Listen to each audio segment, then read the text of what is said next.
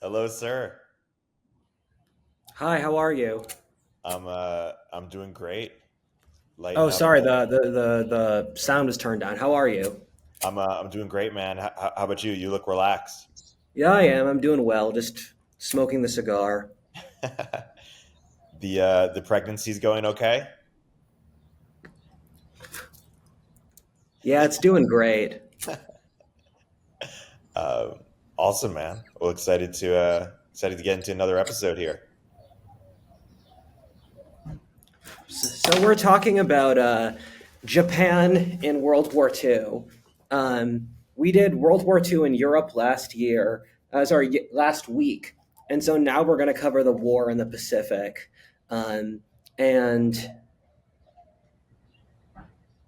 World War II is an interesting war. That's just what I'll say. There's a lot going on. And again, the things I said last time apply as well. This is a topic that people are very emotional about and have a lot of thoughts about. Um, but World War II is a lot simpler than people think it is, where it's only a 7 year war. There are certain time periods like the Middle Ages where I'd say that. People oversimplify, and then World War II people overcomplicate.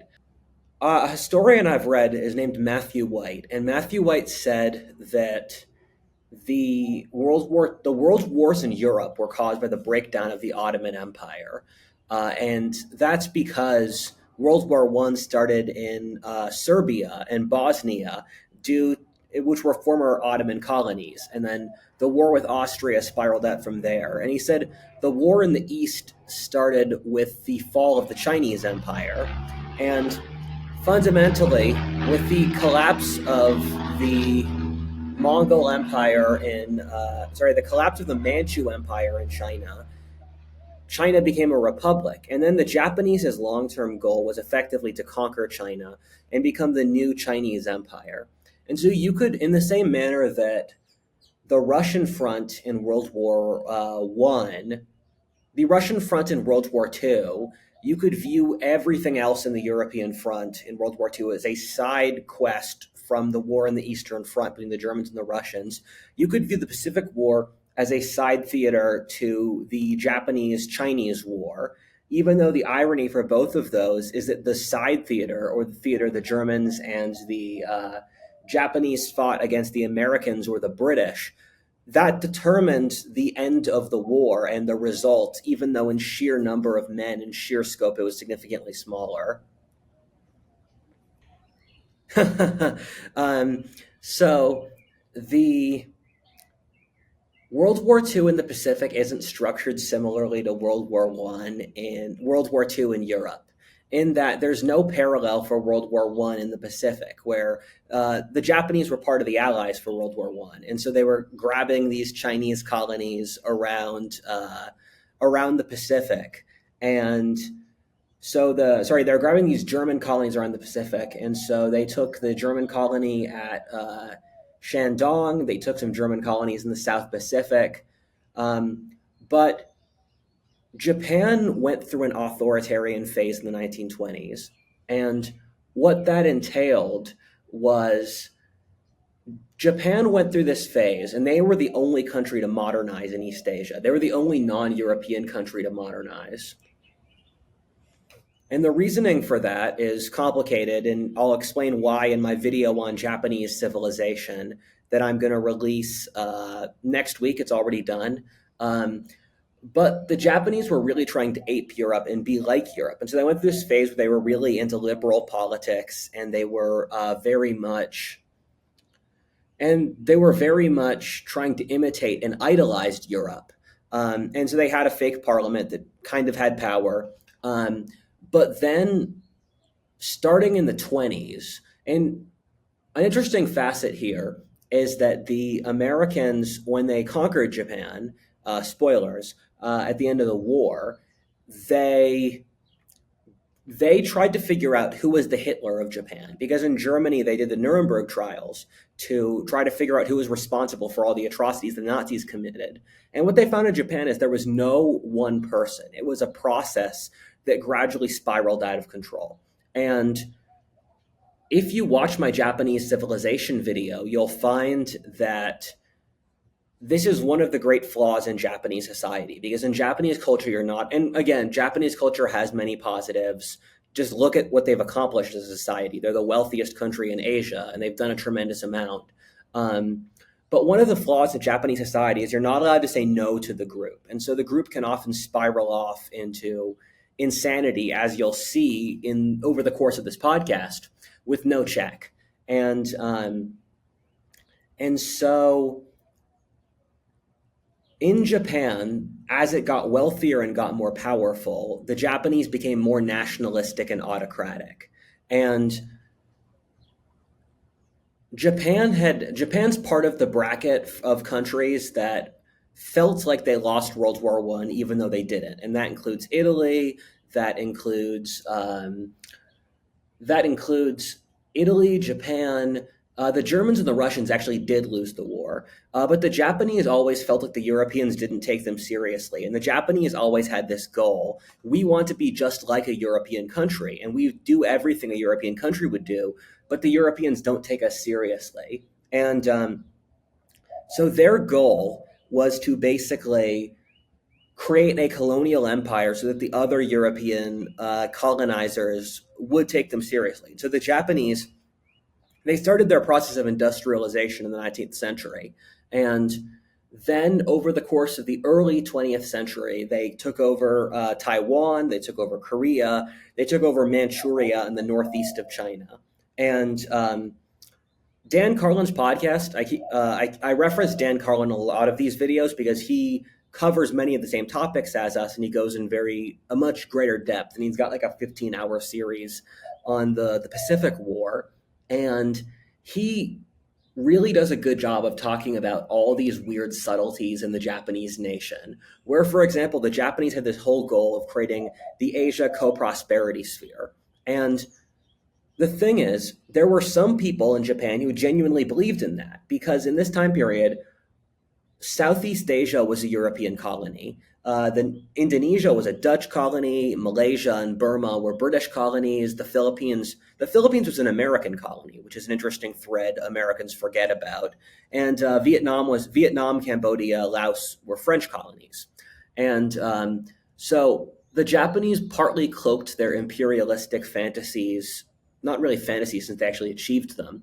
They cloaked their imperialistic desires in the co-Asia prosperity sphere, or this ideal of we're going to make Asia for the Asians. And that,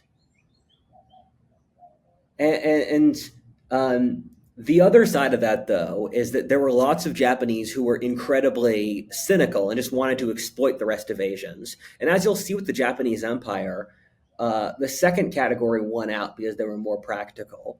But over the course of the 1920s, Japan got hit really harder, much harder by the Great Depression than almost anywhere else in the world. And so in 1929, the Great Depression starts. Japan is put under more political pressure than a lot of other countries. And on top of that, they feel snubbed by the West without getting the West's approval. And the Japanese rise of authoritarian, it's again this collective hurricane where in Japanese culture, you weren't allowed to not be patriotic. And so there were all these gestures where people were thinking, um,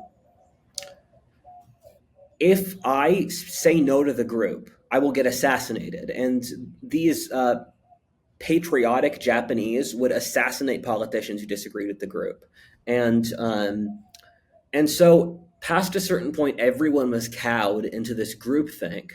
And Japanese culture of that time period is kind of weird, where they recreated Shinto, where Shinto is a collection of Japanese folk beliefs. And they recreated Shinto as this new, largely artificial religion that because they wanted to make a religion that was just a Japanese patriotism. And Shinto are the indigenous beliefs to Japan. And they used the public school system to just indoctrinate the population. Um, and and so Japan had this remarkably patriotic and driven culture, which And they saw themselves as racially superior to the rest of Asians. And so it's similar to the Nazis, where the Germans saw themselves as racially superior to everyone around them. So the Germans thought that it was justified that they could conquer the rest of Europe. Then the Japanese had a similar idea that they were racially superior to other Asians, and thus, in the natural order, it was their place to conquer the rest of Asia. And so far, do you have any questions? Yeah, just asking. Well, is there another world where, or an alternative history where Japan was actually on the Allies again in World War II, or do you think it was pretty inevitable that That's it a would? good question. Um, what I would say is that you would have to change up the variables a little bit, where you would have to have some sort of situation where China sides with the, because China and Japan were going to fight each other. That was the big crux of the situation, where because China was a pre-industrial failed state. Basically, China was under a period of warlordism. And for the Japanese, they were a small, overpopulated industrial island. And so, on the geopolitical stage, it made sense that the Japanese would basically butt heads with the Chinese.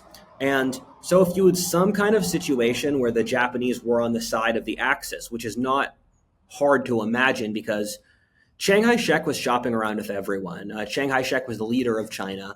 He had various relationships with the Germans, the Russians, the British, the Americans. There were points when Chiang Kai shek was allied with everyone at that point. And to be honest, though, I don't really know why Chiang Kai shek would pick the Nazis over the Russians or the Americans, because those are the people who would offer him the most. And I mean, I think history is more changeable than people give it credit for. And I'm an alternate historian. So that's kind of goes without, or I was for the longest time. And that kind of goes without saying. But I think there's definitely a timeline where the World War II in Europe and World War II in the Pacific were different wars. They just happened to happen at the same time, where they happened for totally different reasons. They happened with different aims, different countries. Like the Japanese and the Germans were vaguely allied, but it wasn't really. They didn't do anything for each other. They didn't coordinate. They didn't work together. And I think that if they did, they could have won the war, but they didn't. But I mean, you could have seen the war in the Pacific happen earlier or later, and it would just happen in complete independence from the war in Europe. Yeah. And can you briefly remind us what was the main source of the Japan China longstanding tension?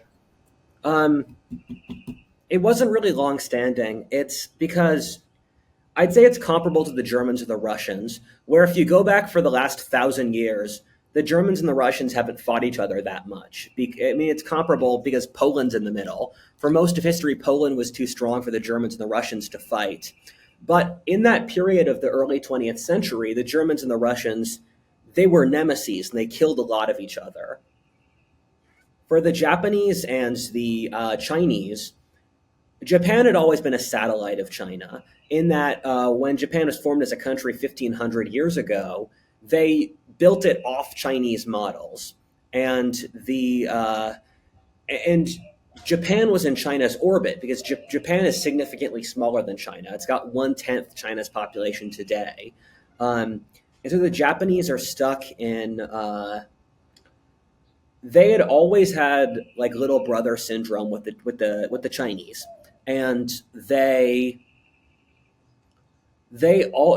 so they were trying to one up the Chinese because the Japanese got a massive edge over the Chinese through industrialization, in that they in that for about a century, Japan was industrialized and China wasn't. So the Japanese were able to massively punch above their weight. And we already have the modern China video, so you guys have some context on China if you have or you'd like to check further. But the Chinese, they were really at a low point. China collapsed into warlordism. They were overpopulated. It was not a unified country. They were in civil war at this time period. I think it's not incomprehensible the Japanese could have conquered China, but at that moment, it was like an organic process where the Japanese were pulled towards China. I want to ask one more question before getting back to the Sure. story. This one actually comes from our comments in the last video. The question is, why would you have just let Germany take Poland if you were the prime minister? Do you see an outcome that doesn't Yeah. result in war if Germany were to take Poland without war being declared?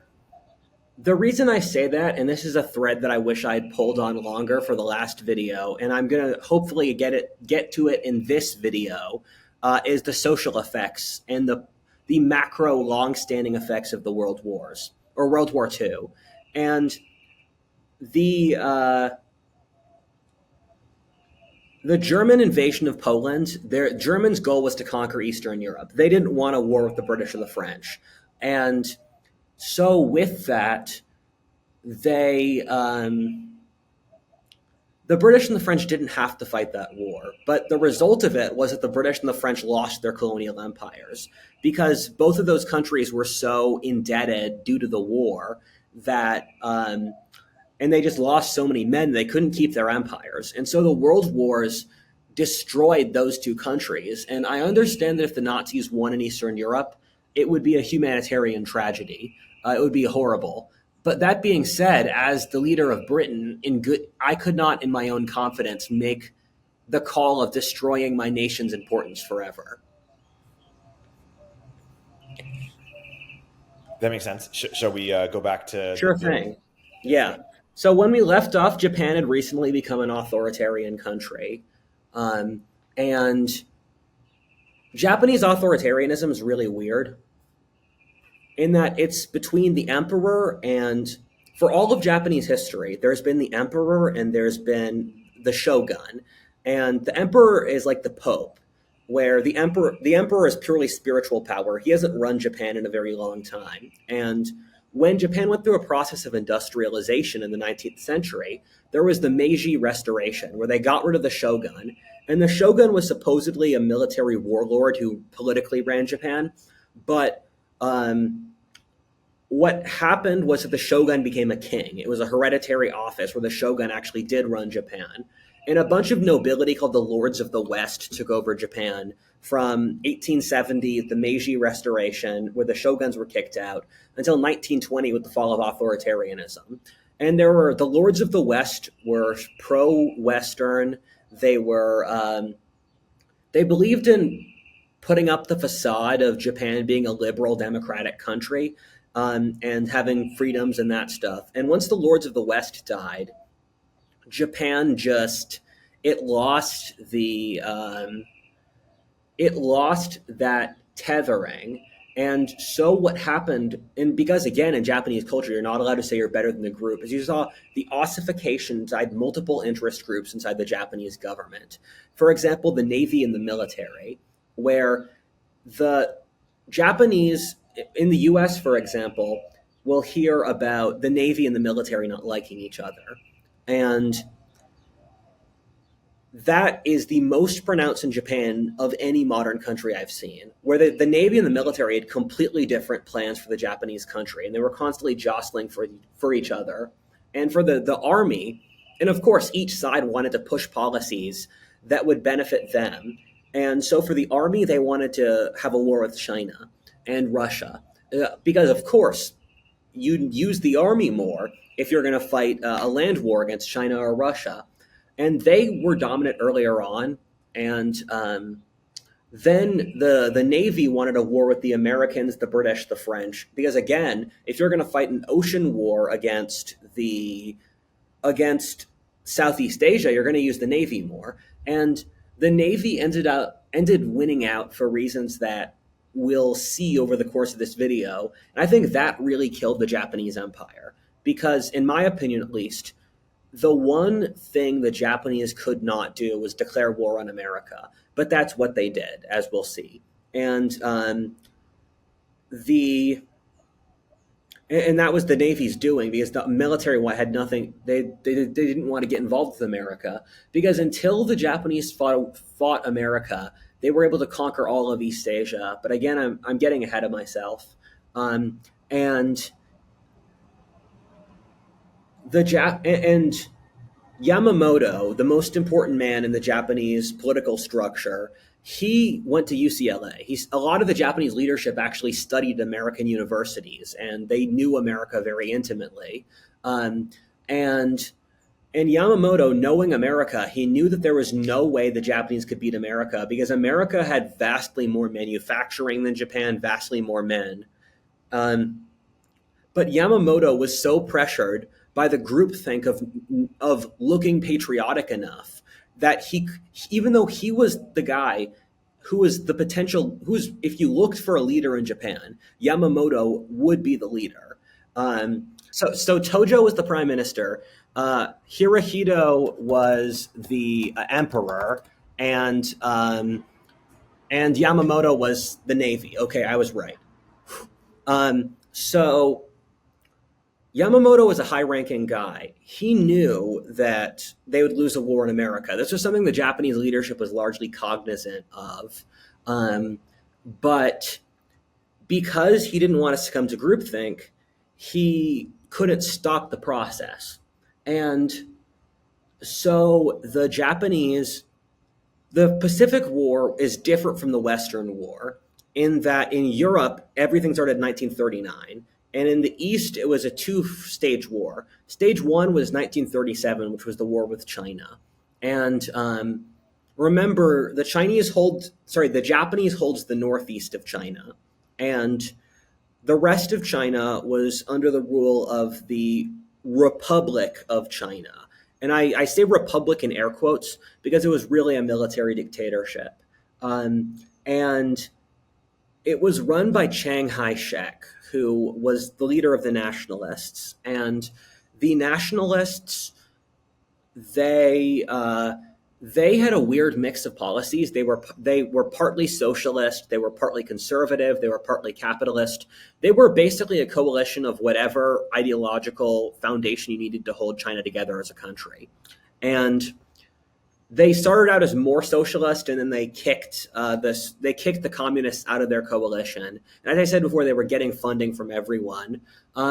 But China, after the fall of the I keep on saying Mongol. After the fall of the Manchu ruling class, it spiraled into warlordism. And so over this time period, Chiang Kai-shek was trying to unify these various warlords into a centralized Chinese nation. And the capital of China at that point was Nanjing, which is out near Shanghai. It's significantly further south than Beijing, the current capital. But also, Chiang Kai-shek, when he started fighting the Japanese, he was fighting the communists because the communists were another faction in China of that time period.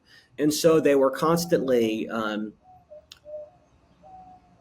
the threads of this war go up and down, where there are certain points where the Japanese may be winning, and then there are certain points where the nationalists may be winning, and there are other points where the communists may be winning. And at this point, the communists were at their lowest point because Chiang Kai-shek, between his enemies of the warlords, the Japanese, and the communists, he picked the communists as the greatest enemy that he had to target first. And in retrospect, he was right to do so. And I get into the whole story about this in the video we already did on modern Chinese history. But he nearly destroyed the communists. And again, I love this story. Chiang Kai-shek was captured by the communists when he was about to destroy the communists. And then the communists let him go in exchange for fighting the Japanese. And again, if they put that in a TV show, they'd say it would be unrealistic writing, but it actually happened.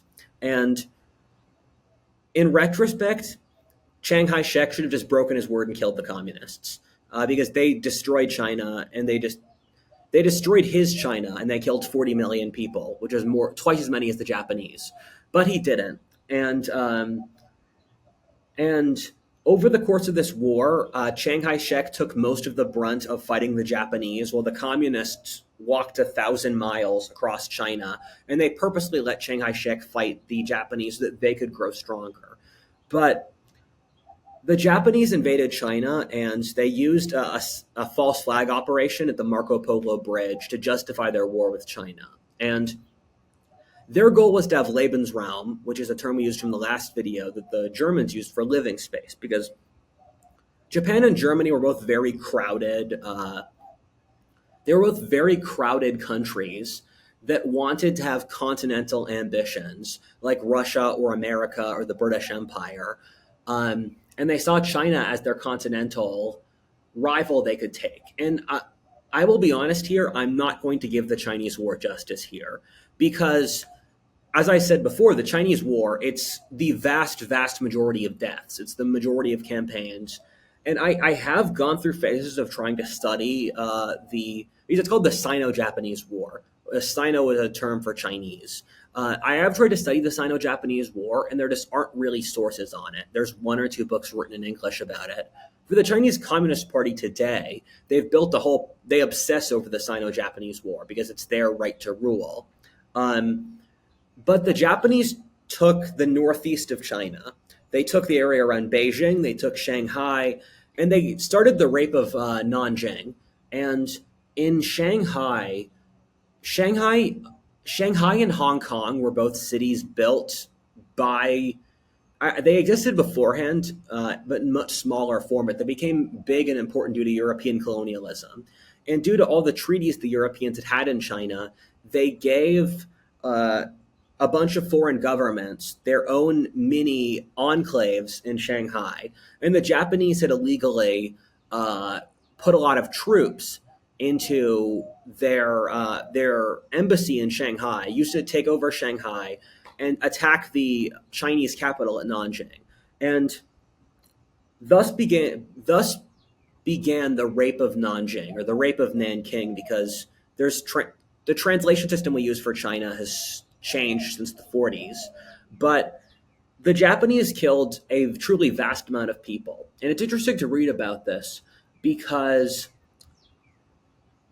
the the soldiers who did it, they have been worked up into such a frenzy. And the more you read history, the more you realize how very quickly humans descend into barbarism.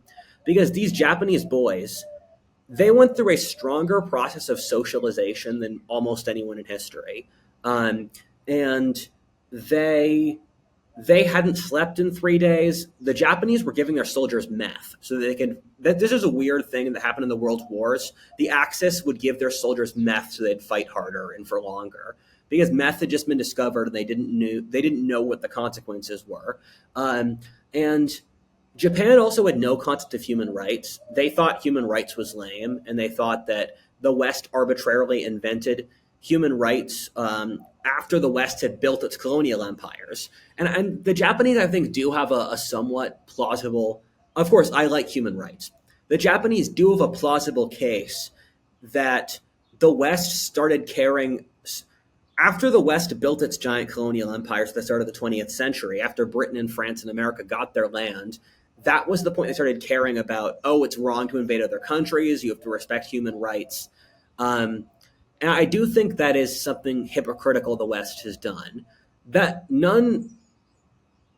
being said, I don't justify the 20 million Chinese that the Japanese killed. And the Japanese were just unbelievably brutal. And this was a big thing that turned global opinion against the Japanese, that the rape of Nanking was just so horrifying.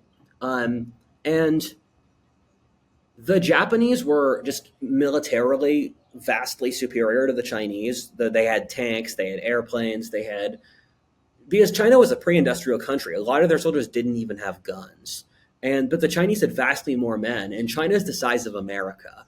And so when the Japanese launched invasions in China, they largely worked, but the Japanese just didn't have enough men. And later on, they got involved in different fronts so that they got bogged down in China. And so we've done the Sino-Japanese War. That's 1937 to 1941. In the time in between, Germany starts fighting the war in Europe. And there's a strange thread here that almost no one's heard of. That still it's remarkable because a lot of people died here. Is that there's the Battle of Kalkengol? Because I said before, the Japanese were stuck in the army that wanted to attack Russia and China, and the navy that wanted to attack America and the Pacific. And there was this skirmish because Mongolia was a Russian or a Soviet puppet state, and the Japanese were transgressing on Mongolia. And so the Russians and the Japanese fought a battle that I think killed 20,000 people called Kulkin Gol on the occupied Japanese part of China border with Mongolia. And the Russians won the Battle of Kulkin Gol. And the reason almost no one's heard of this battle is that Japan and Russia were autocratic enough societies that news of this battle didn't get to the outside world. And that's just ridiculous that there could be this giant battle that no one's heard of. But because the Japanese lost at Kulkin Gol, the army lost that debate and the navy won. And so after that, the Japanese's priority was we're going to conquer the Pacific using the navy. And and the one difference, though, is that within several years of the Battle of Kulkin Gol, the Germans invaded Russia. And so it would have been smart if the Japanese had teamed up with the Germans to attack Russia at the same time, because they would have won.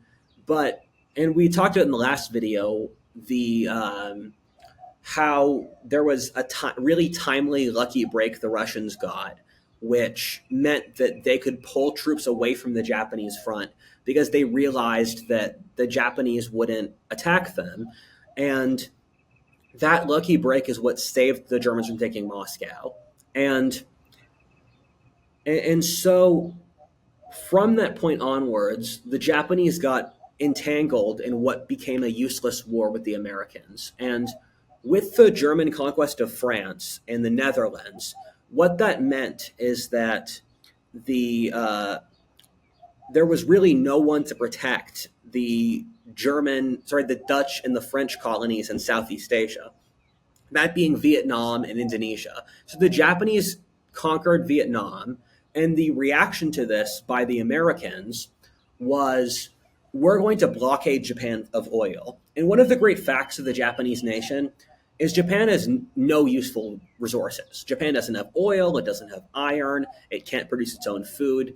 Japan Japan is helpless on a geographic basis, and the Japanese have become so skilled at making stuff to compensate for their lack of useful resources. And so the Americans cutting off trade with Japan, it meant that Japan would militarily die as a country because they just couldn't get oil. And so this put the Japanese leaders in a tough position where they could either declare war on America and conquer the oil fields in Indonesia that could power them. And Indonesia was a Dutch colony that the British had occupied, or they could decline as a nation. And so Tojo said something along the lines of, "We will either lead to glory or death." And this is a miscalculation the Americans made, or it might not be a miscalculation, as you guys are here later. It might have been intentional, but they put the Japanese in a position where they couldn't, where they had to basically attack America if they didn't want to go into decline. I guess they hypothetically could have left Vietnam, but the Japanese had worked themselves up into such a nationalistic frenzy that they wouldn't let themselves doing that. Do you have any questions before I continue? No, I eventually want to go further into the U.S. Pearl And Harbor's next. great. Yeah. Um, so the Japanese attacked Pearl Harbor, and you guys all know what that was. And which is December 11th, 1941. And Pearl Harbor is the longest military operation in history on a geographic basis, because the Japanese started out in their North Island at Hokkaido, and they attacked Hawaii. And that's something like 4,000 miles, which is absolutely ridiculous for a military operation. And so Pearl Harbor is an American base in Hawaii, and the Japanese's goal, uh, the Japanese really underestimated the grit of the American nation. And this is a mistake the Germans and the Japanese both did. They thought America was a weak country. They both called America a nation of shopkeepers, and a mongrel nation. Um, and so they thought if they could wipe out the entire American fleet at once, the Americans would give up and lose the will to fight. Um, and I've said before, and this is a complicated argument, that what they're doing there is they're projecting Japanese psychology on American psychology. Because in Japanese psychology, if you express an overwhelming dominance, it'll get someone to submit, and in American psychology, it'll initiate. It'll basically make the other side want to fight back harder. And the Americans were caught off guard, and the Japanese wiped out our entire Pacific fleet. And there's a big conspiracy theory that Pearl Harbor was that FDR knew Pearl Harbor would happen. And the truth behind that conspiracy theory is that FDR had always wanted America to get involved in the war because FDR saw what was going on with the Japanese and the Germans, and he thought that if America didn't get involved in the war, then the world would become a very dark place. But at the same time, the isolationist Republicans dominated the Congress. And so at that point, three-quarters of Americans, when asked, do you want to get involved in World War II, said no. And so there's this theory that FDR knew that Pearl Harbor would happen, and the Americans, they had a couple leads where they could have known, but they didn't take it seriously. And there's this theory that FDR did know, but he let it happen. And the reason I don't think that happened is that the only kinds of ships that weren't there when the Japanese attacked Pearl Harbor were the aircraft carriers, and the battleships got wiped out. And so that's an important distinction because the aircraft carriers, and for those who don't know, aircraft carrier is it's a kind of giant ship that planes will fly on and off. It's like you've got this portable plateau where you can fly planes off from. That was a recent invention, and people didn't really know how important aircraft carriers were. Everyone thought battleships were the most important technology, and battleships are a kind of giant ship where they have these big cannons. And so if FDR knew that Pearl Harbor would happen, he would have left his battleships. He would have left his aircraft carriers in Pearl Harbor and then let his battleships go, because he would have been more willing to sacrifice his aircraft carriers than his battleship. But this turned out to be exceptionally lucky because the aircraft carrier became the future of military doctrine, in that the Americans were forced to use their aircraft carriers, and it turned out aircraft carriers were incredibly militarily effective. And they were able to end the age of the battleship, because if you have a ship with planes, the planes can fly over a ship with big guns and drop bombs on that ship, destroying it. And so battleships haven't been useful for military doctrine since that point. And if FDR knew that the Japanese would attack Pearl Harbor, he would have probably moved his fleet out so that the Japanese didn't destroy it, because he could have just had the Japanese attack like 3 ships, not the entire American fleet. And Pearl Harbor had the effect of galvanizing the American nation, because America went from a country where 3/4 of people wanted peace to a country where everyone was behind the war. And this is something I feel sad that we lost, where America used to be a much more united country, where if you attacked America, everyone would get behind it. And people talk about the feeling of patriotism and unity and whatever. And the Japanese' strategy completely backfired because they thought they'd make the Americans weak and feel humiliated. But the reality is the exact opposite. And the irony, though, is that by getting America into the war, the Japanese' original plan was to wipe out the American fleet. And they thought that would permanently keep the Americans from waging war. But they didn't realize the Americans could make another 5 fleets. As I said in the previous video, America's manufacturing productivity is one of the most ridiculous parts of World War II. And that's especially true against Japan, because Germany had more manufacturing ability than Japan. And so the Japanese leadership knew that America would beat them on a manufacturing basis, but they didn't know how much America would beat them on a manufacturing basis. And so after the Japanese declared war on America, in my opinion, they were doomed, because they took on a giant. They didn't realize how big America was. And just America, over the course of World War II, America built the largest fleet in human history to fight the Japanese. And that being said, for the first 6 months after Pearl Harbor, the Japanese made a lot of incredibly impressive gains in the Pacific. That being they conquered the entirety of Southeast Asia, and they conquered the Philippines, which was an American colony. Um, they conquered Indonesia, they conquered Burma, and they conquered the top of New Guinea, and they got Thailand to be their puppet state. And so the Japanese empire was vast at that point. It was truly huge. It stretched from the equator, beneath the equator with New Guinea, all the way up to Alaska. And ironically, the Japanese even took parts of Alaska and the Aleutian Islands, which is weird, where the last place America has fought a war, people forget that within living memory, America has fought battles on its own home territory in the 50 states, that being the brief campaign in Alaska against the Japanese. And it is really remarkable to see how well the Japanese did in that period. And the Japanese would just sidestep Western military doctrines because the Japanese were off in their own land and they weren't attached to ideas that were being developed in the West.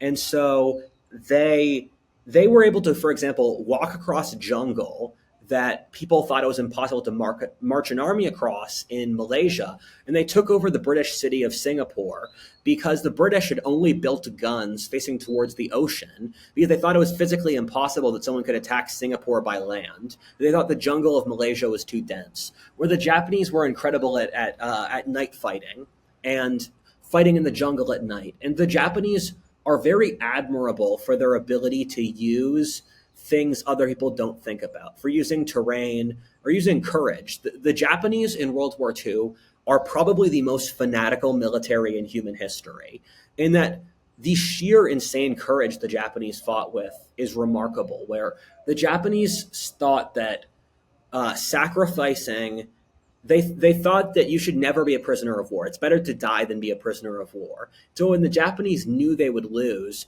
they would all do a bonsai charge, where they'd all charge out of their formations and then die rather than surrender. And they had warped the samurai code called Bushido into something new that was just insane. But it's insane, but it's remarkable. And when the Japanese capture the American prisoners of war, uh, it's like one of the most horrifying things ever. The way the Japanese treated prisoners of war for other countries is terrifying, and it shows how little the Japanese respected human life. And the Japanese just were in general, they did a lot of atrocities. They I can't tell if they're worse than the Nazis or the Germans. The Japanese didn't really do that much actual genocide. The World War II era is not just, it's not a fun time period. And I think that should be obvious. And I like to joke that in World War One, everyone is a good guy, and in World War II, everyone's the bad guy. Because in the worst faction in World War One is Tsarist Russia. And Tsarist Russia is nicer than America, the nicest faction in World War II, nuked Hiroshima and Nagasaki, which we're going to get to. And that America, the nicest faction in World War II, was meaner than the meanest faction in World War One. And I think the reasoning for that is that after World War One, uh, the traditional monarchies were replaced by these giant autocracies, and the autocracies had to motivate the public, and so they would have these utopian ideologies and fanaticism to justify war, and so that led to a bunch of atrocities. But the most remarkable places the Japanese got were down in New Guinea and in Burma, because the Japanese were fighting against the Indians, and the and they hit up against the border with India, and the British were able to stop because India was a British colony at this point, as was New Guinea and Australia. Britain was still the largest country in the world at this point due to its colonial empire, and so they were able to recruit this giant Indian army to protect India, because India was the most populous, I think it was the most populous country in the world. There was right after China. And so they could recruit these Indian cannon fodder armies. But the British couldn't use their Indian armies outside of India because this was when Gandhi was alive. And so Gandhi had gained immense popularity in India. And he he was able to use the war effort to leverage India against the British because the British needed India. And so Gandhi was able to say, hey, all of India will go on strike for me. And so Gandhi, because India had to defend itself in World War II, Gandhi was able to use leverage to get the British to agree to give India independence after the war. And the Japanese had this whole plan of, we're going to get India to rebel against the British. Because India is a British colony and we support Asia for Asians. And that didn't happen because just partly the Indians realized the Japanese didn't have their best interests in mind, but also the also Gandhi's work at that time. And there's a weird thread here that the Japanese had a plan to take out the island of Madagascar and off the coast of Africa. And I don't really know why. They wanted to take over the Indian Ocean, but the Japanese Navy went to the bottom of Sri Lanka, uh, and they fought the British Navy there, and the Japanese Navy just kind of sat at Sri Lanka for a couple months, which was just totally out of the way, and they could have used it for something else. And one of the coolest, actually my favorite campaign of this war was New Guinea. And New Guinea, for those that don't know, is this island off the coast of Australia. And actually, maps get really distorted. New Guinea, if you New Guinea from one side to the other is the distance from London to Moscow, and so it's a huge place, and it's inhabited even today by Stone Age tribal peoples with like 700 languages. And the Japanese invaded New Guinea, and Australia's armies were fighting in Egypt at that point, and so the Japanese were stuck in the Australians had to create a militia out of basically young boys to fight the Japanese at the Kokoda Trail in the jungle because the Japanese were worried that the Australians were worried the Japanese would use New Guinea to attack Australia, and the Japanese did bomb New Guinea. The Japanese did bomb Australia a few times, and they and the Australians were able to put up a defense in New Guinea at the Kokoda Track, outnumbered against against the Japanese. I think that's a really cool battle because they were fighting next to saltwater crocodiles in the middle of this crazy jungle, outnumbered, and that sort of thing. Okay, we're at the second when the Japanese Empire is at its peak, and so how did America beat Japan? The Americans had a couple different strikes where the Americans first wanted to protect Australia because Australia is an English speaking country. And the American general from the Philippines, Douglas MacArthur, he had moved his campaign from the Philippines down to down to Australia. And so the Americans attacked Guadalcanal, which is an island in the Solomons. And so there was this brutal fighting between the Japanese and the Americans over the Solomon Islands. And the it's one of the most insane battles. And on the Pacific, there's a degree of horror that doesn't exist in the Western Front, where it's Japanese fighting at night in the jungle. In a lot of these places, there's tribesmen who will literally decapitate uh, the Japanese. And so there's this, and people would light the jungle on fire. And so the fighting at Guadalcanal is some of the most brutal in the entire war. And the Americans talked about the Japanese with a sense of horror they never had for anyone else. Fighting the Japanese is terrifying.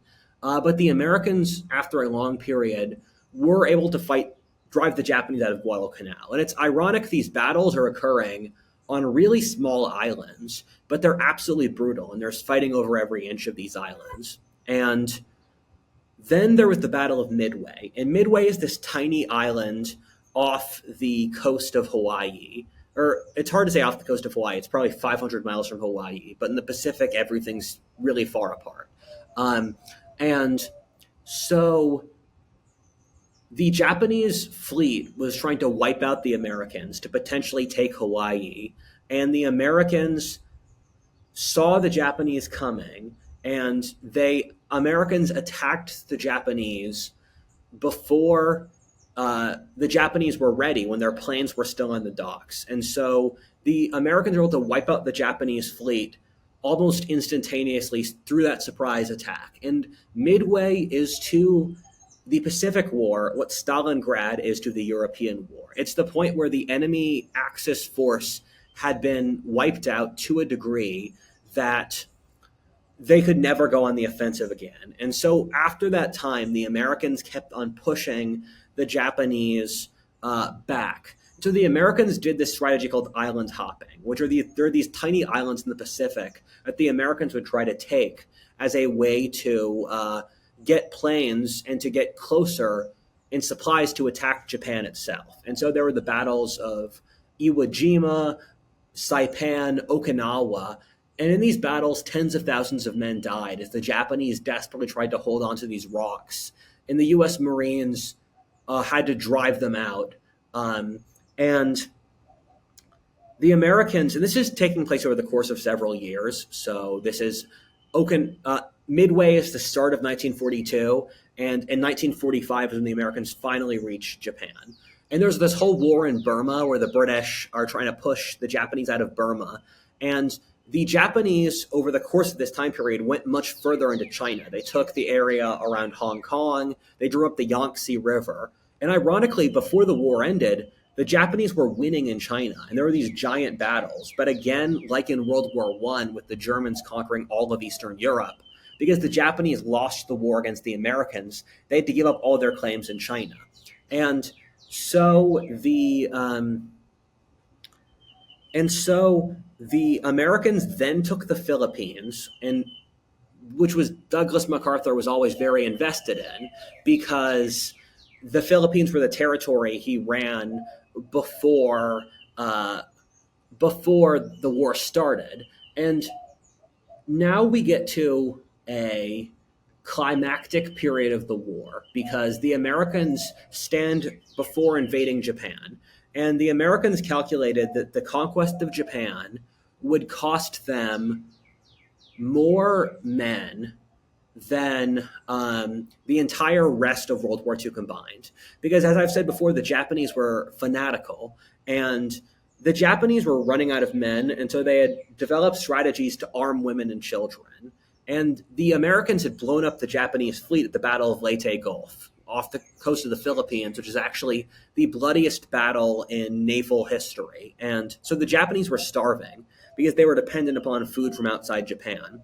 And there's this Japanese movie called Grave of the Fireflies, which is about this historic time period where